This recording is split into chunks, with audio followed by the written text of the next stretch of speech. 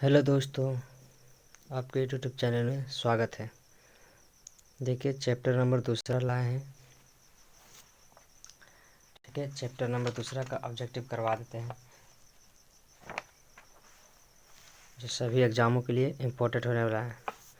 Chapter का नाम है भारत की राष्ट्रीय आय। ठीक है, भारत की राष्ट्रीय आय सभी एग्जाम के लिए इम्पोर्टेंट होगा। शुरू से लास्ट तक बने रहिए, क्वेश्चन इम्पोर्टेंट है। देखिए पहला क्वेश्चन, भारत की राष्ट्रीय आय में सर्वाधिक योगदान है।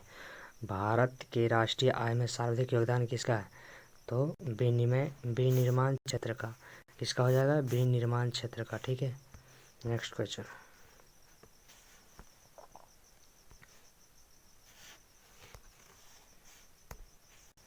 भारत की राष्ट्रीय आय का प्रमुख स्रोत है। भारत की राष्ट्रीय आय का प्रमुख स्रोत है, मतलब भारत की राष्ट्रीय आय में किसका प्रमुख स्रोत है? तो सेवा क्षेत्र। किसका है? सेवा क्षेत्र का हो जाएगा। ठीक है, नेक्स्ट क्वेश्चन, योजना काल में राष्ट्रीय आय में किस क्षेत्र का योगदान घटा है? किस क्षेत्र में योगदान घटा है? तो तीसरा का क्या आंसर होगा? कृषि में। किस में होगा? कृषि में। योजना काल में राष्ट्रीय आय में किस क्षेत्र का योगदान घटा है? तो कृषि क्षेत्र में घटा है। ठीक है, नेक्स्ट क्वेश्चन, वर्तमान में भारत की राष्ट्रीय आय में किस क्षेत्र का सर्वाधिक योगदान रहा है? तो किसका सर्वाधिक योगदान रहा है? तो सेवाएं का। किसका योगदान रहा है? सेवाएं का। ठीक है, 5 नंबर क्वेश्चन देखिए,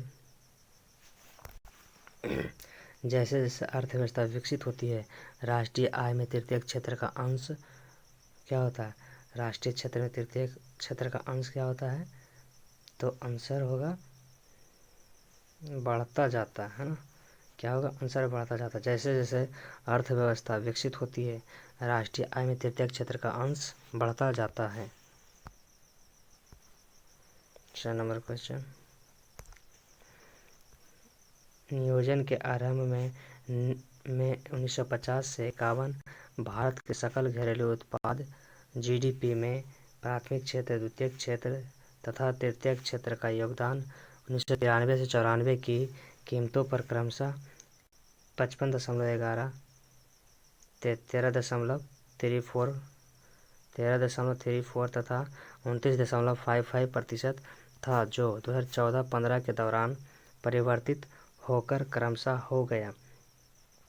मतलब 2014 और 15 के दौरान क्या हो गया? परिवर्तित हो गया, तो बदल गया। कितना हो गया?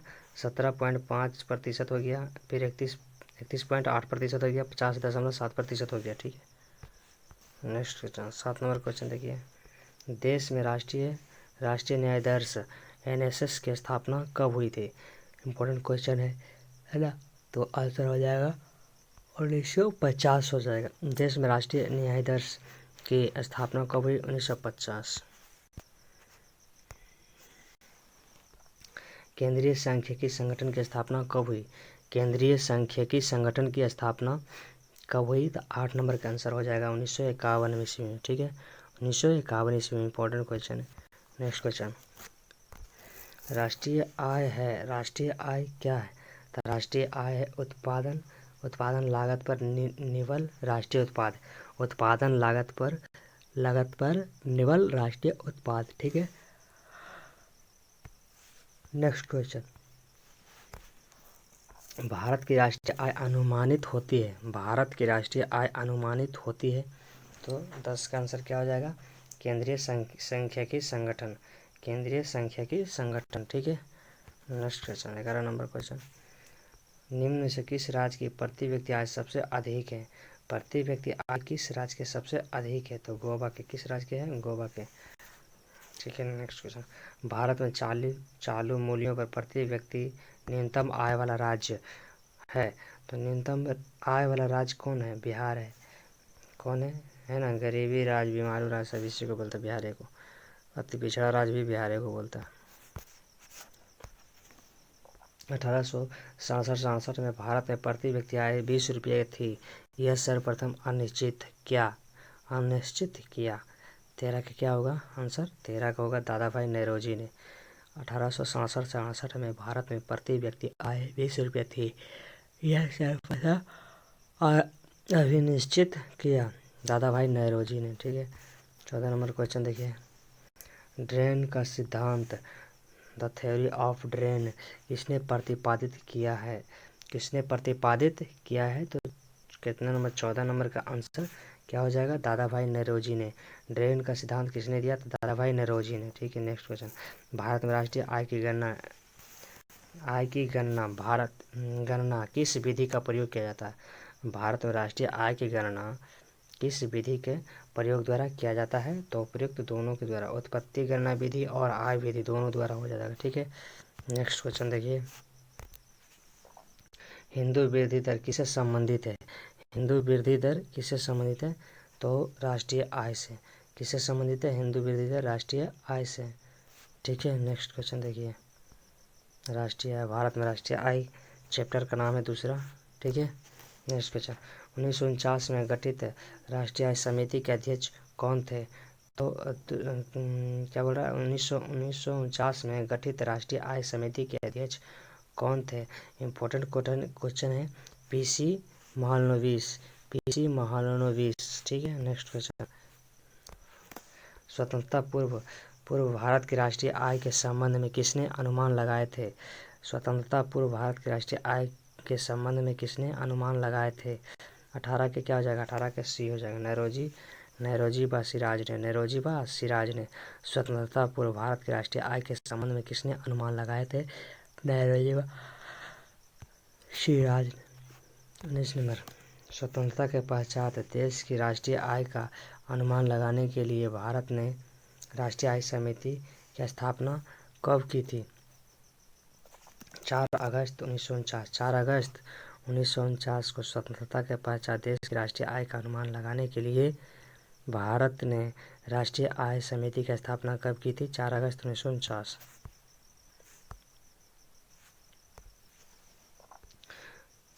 Next question. स्वतंत्रता के बाद की समयावधि के लिए राष्ट्रीय आय का अनुमानों को किस श्रृंखला के अंतर्गत रखा गया है? तो किसके अंतर्गत रखा गया है?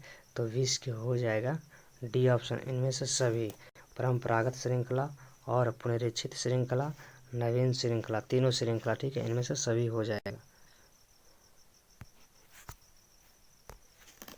भारत में राष्ट्रीय आय की गणना किस आधार पर की जाती है? भारत में राष्ट्रीय आय की गणना किस आधार पर की जाती है? तो चालू मूल्यों के आधार पर की जाती है और स्थिर मूल्यों के आधार पर भी की जाती है। यानी दोनों के आधार पर की जाती है। ऑप्शन हो जाएगा सी ऑप्शन, दोनों के आधार पर की जाती है। ठीक है ना। 22 नंबर क्वेश्चन। वर्तमान में राष्ट्रीय आय समंकों की गणना किस आधार पर की जाती है? तो 2004 और 2005 के आधार पर, 2004 और 2005 के आधार पर की जाती है। ठीक है, 2004 से 2005 के आधार पर। Next question, 23 number question. Bharat राष्ट्रीय आय की सही संगणना में आने वाली एक कठिनाई है। भारत में राष्ट्रीय आय की सही संगणना में आने वाली एक कठिनाई है। तो 23 के क्या हो जाएगा? 23 के 1 हो जाएगा अमौद्रिक क्षेत्र का अस्तित्व। अमौद्रिक क्षेत्र का अस्तित्व हो जाएगा। 24 नंबर क्वेश्चन। भारत राष्ट्रीय आय की सही संगणना में कौन सी समस्या सामने नहीं आती है? कौन सी समस्या सामने नहीं आती है? तो पर्याप्त एवं सही संख्या की विधियों की कमी। भारत में राष्ट्रीय आय की सही संगणना में कौन सी समस्या सामने नहीं आती है? तो पर्याप्त एवं सही संख्या की विधियों की कमी। ठीक है, नेक्स्ट क्वेश्चन।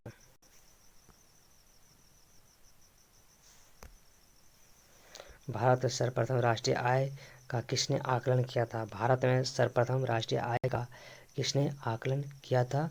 तो दादा भाई नौरोजी ने। भारत में सर्वप्रथम राष्ट्रीय आय का किसने आकलन किया था?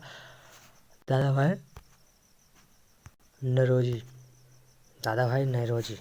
ठीक है, 26 नंबर क्वेश्चन। दादा भाई नौरोजी ने अपने धान का पलायन सिद्धांत किस पुस्तक में वर्णन किया है? दादा भाई नौरोजी ने अपने धन का पलायन सिद्धांत किस पुस्तक में वर्णन किया है?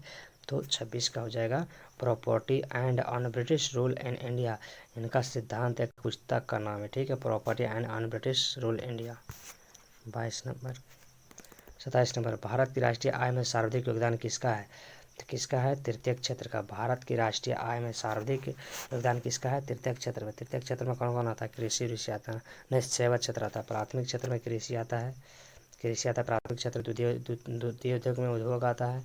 तृतीय क्षेत्र में सेवा क्षेत्र आता है, ठीक है। 28 नंबर क्वेश्चन, भारत की राष्ट्रीय आय में किस क्षेत्र का सबसे कम योगदान है? सबसे कम योगदान किसका है? तो प्राथमिक क्षेत्र का। किसका है? प्राथमिक क्षेत्र का हो जाएगा, ठीक है। नेक्स्ट क्वेश्चन 29 नंबर, भारत राष्ट्रीय आय की गणना निम्नलिखित में से किसके विधि द्वारा की जाती है? भारत में राष्ट्रीय आय की गणना निम्नलिखित में से किसके द्वारा की जाती है? तो केंद्रीय सांख्यिकी संगठन, केंद्रीय सांख्यिकी संगठन, ठीक है, SCO, केंद्रीय सांख्यिकी संगठन। 30 नंबर, किसी देश की आर्थिक वृद्धि की सर्वाधिक उपयुक्त माप है? तो आंसर क्या हो जाएगा? सकल घरेलू उत्पाद, GDP, है ना, GDP हो जाएगा। किसी देश की आर्थिक वृद्धि की सर्वाधिक उपयुक्त माप है सकल घरेलू उत्पाद। सकल घरेलू उत्पाद किसी देश की आर्थिक वृद्धि, है ना। 31 नंबर, राष्ट्रीय आय का परिकलन निम्नलिखित में से किस एक को छोड़कर अन्य सभी तरीकों से किया जा सकता है? तो क्या होगा? सही प्रकार के बचत का योग।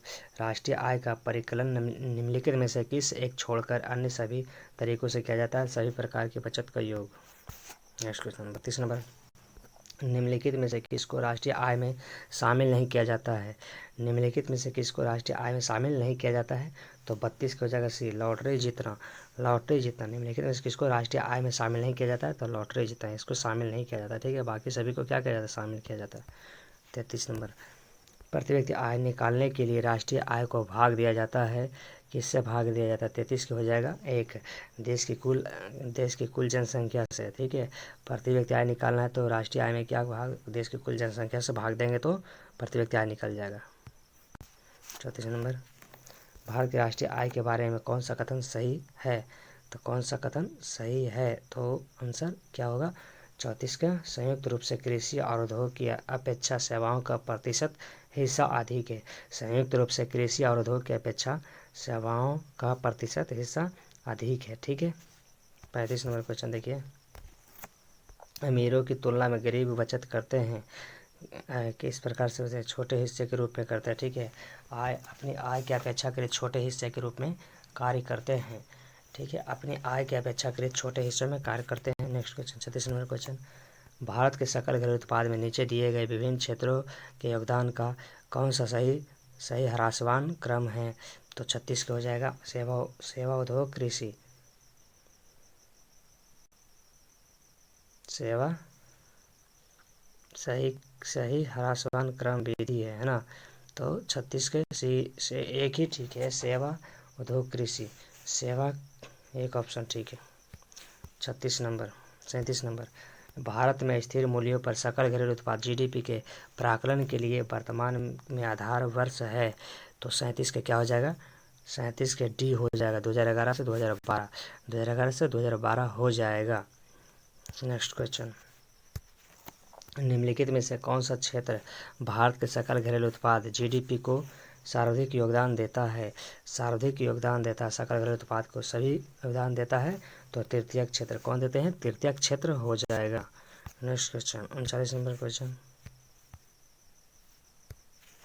सकल घरेलू उत्पाद GDP के बारे में निम्नलिखित कथनों पर विचार कीजिए, ठीक है। 39 का आंसर, पहले कथन देखिए, यह एक वर्ष में एक देश की सीमाओं के अंदर बनी सभी वस्तुओं एवं दी गई सेवाओं का बाजार मूल्य है ना। तो क्या होगा? दूसरा क्या कर रहा है? ये सही है, यह एक वर्ष का है ना। दूसरा क्या कर रहा है? यह एक अनुबद्ध समय अवधि में देश के अंदर उत्पादित समस्त अत्यंत वस्तुएं एवं सेवाओं के लिए कुल व्ययों के बराबर है। ये गलत हो जाएगा, ठीक है। केवल एक सही होगा, आंसर एक हो जाएगा 39 के। मूल्यह्रास किसके बराबर होता है? मूल्यह्रास किसके बराबर होता है? तो 40 का आंसर क्या हो जाएगा? सकल घरेलू उत्पाद माइनस निवल राष्ट्रीय उत्पाद। सकल राष्ट्रीय उत्पाद एवं निवल राष्ट्रीय उत्पाद हो जाएगा, ठीक है। 41 नंबर क्वेश्चन, निम्नलिखित में से कौन सी राष्ट्रीय आय के मापन की विधि नहीं है? निम्नलिखित में से कौन सी राष्ट्रीय आय के मापन की विधि नहीं है? 43 हो जाएगा सी, निवेश विधि। निम्नलिखित में से कौन सी राष्ट्रीय आय के मापन की विधि नहीं है? निवेश विधि हो जाएगा। 43 नंबर, निम्नलिखित में से कौन सी पद्धति राष्ट्रीय आय आकलन की पद्धति नहीं है? क्या हो जाएगा? मैट्रिक्स पद्धति। मैट्रिक्स पद्धति हो जाएगा। निम्नलिखित में कौन सी राष्ट्रीय पद्धति आकलन की पद्धति नहीं है? तो मैट्रिक्स पद्धति। 43 नंबर क्वेश्चन,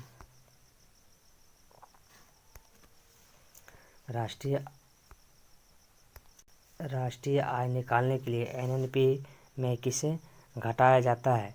किसे घटाया जाता है? तो आप प्रत्यक्ष कर।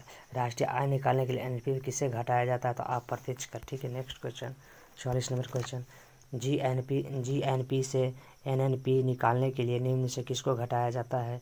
तो 44 का आंसर हो जाएगा ह्रास को हो जाएगा। ठीक है, जीएनपी से एनएनपी निकालने के लिए निम्न से किसको घटाया जाता है? तो ह्रास को घटाया जाता है। 45 नंबर, सकल राष्ट्रीय उत्पाद माइनस मूल्य ह्रास बराबर क्या आंसर होगा? तो हो जाएगा निवल राष्ट्रीय उत्पाद, है ना। निवल राष्ट्रीय उत्पाद ऊपर भी क्वेश्चन था। सकल राष्ट्रीय उत्पाद में माइनस मूल्य ह्रास को घटाएंगे तो क्या निकलेगा? निवल राष्ट्रीय उत्पाद निकलेगा। 40 नंबर क्वेश्चन, किसी देश का निवल राष्ट्रीय उत्पाद होती है? किसी देश का राष्ट्रीय निवल होती है, कैसी होती है? किसी देश का निवल राष्ट्रीय उत्पाद होती है तो सकल घरेलू उत्पाद में वृद्धि, डी ऑप्शन हो जाएगा। सकल घरेलू उत्पाद में मूल्य ह्रास भत्ते घटाकर। ठीक है, 46 के क्या हो जाएगा? डी हो जाएगा, सकल घरेलू उत्पाद में मूल्य ह्रास भत्ते घटाकर। नेक्स्ट क्वेश्चन 47 नंबर क्वेश्चन, आर्थिक विकास का सर्वोत्तम सूचकांक उपलब्ध कराया जाता है? आर्थिक विकास का सर्वोत्तम सूचकांक उपलब्ध कराया जाता है तो क्या हो जाएगा? प्रति व्यक्ति वास्तविक आय में वृद्धि द्वारा। प्रति वर्ष व्यक्ति वास्तविक आय में वृद्धि द्वारा। ठीक है, नेक्स्ट क्वेश्चन 48 नंबर क्वेश्चन, अंतर्राष्ट्रीय मुद्रा यानी भारतीय मछुआरों द्वारा पकड़ी गई मछली निम्नलिखित में से पकड़ी गई मछलियां, है ना, निम्नलिखित किसकी जीडीपी का हिस्सा है?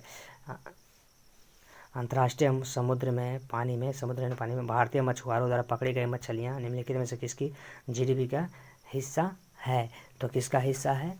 तो हो जाएगा भारत। किसका हिस्सा है? भारत का हो जाएगा। ठीक है, सी ऑप्शन हो जाएगा। 50 नंबर क्वेश्चन देखिए,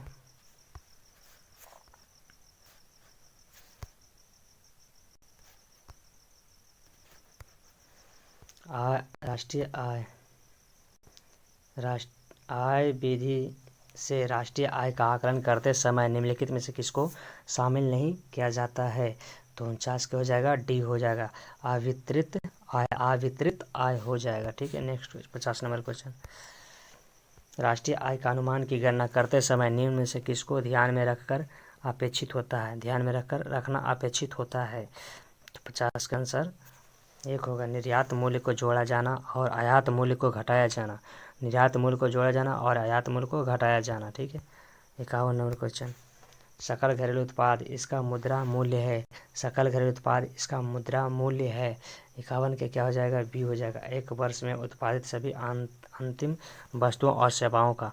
एक वर्ष में उत्पादित सभी अंतिम वस्तुओं और सेवाओं का हो जाएगा।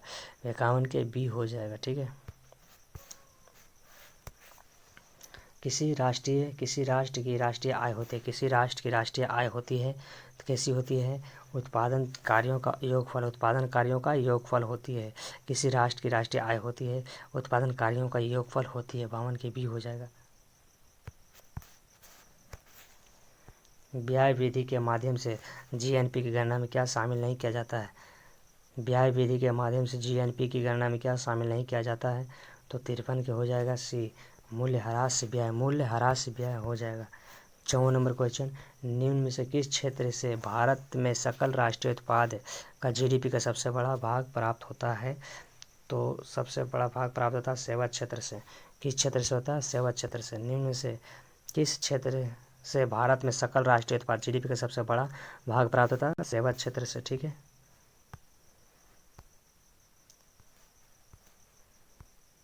देखिए क्वेश्चन लास्ट है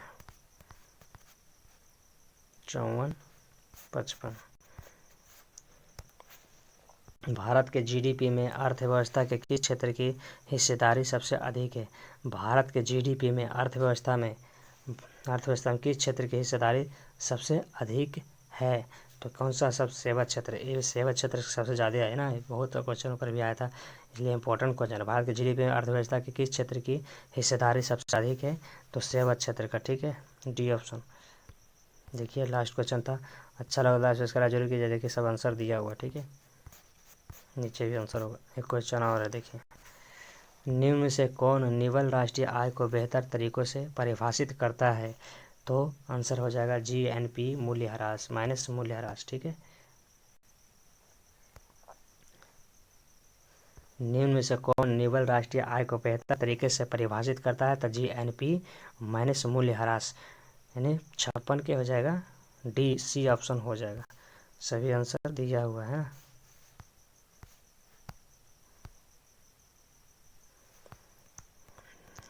आंसर सब मिला लीजिए, ठीक है।